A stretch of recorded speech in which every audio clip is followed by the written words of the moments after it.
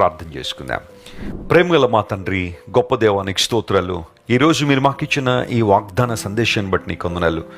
దైవజనుడైన ఇర్మియా జీవితంలో ఒక అనుభవాన్ని మా ముందుకు తీసుకొచ్చారు. నీ మాటలు అతడు భుజించినప్పుడు ఆ మాటలు అతనికి ఆనందాన్ని, సంతోషాన్ని ఇచ్చాయని వాక్యంలో మేము చూసాం.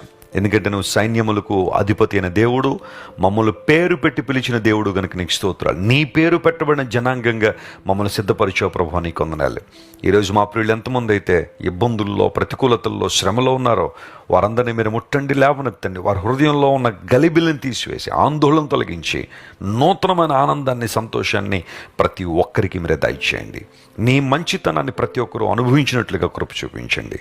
ఘనత, మహిమ, ప్రభావం నీకు మాత్రమే ఆరోపిస్తూ యేసుక్రీస్తు వారి అత్యున్నతమైన నామం పేరిట అడిగి వేడుకొనిచున్నాం తండ్రి. Amen, amen. God bless you dear friends. Have a wonderful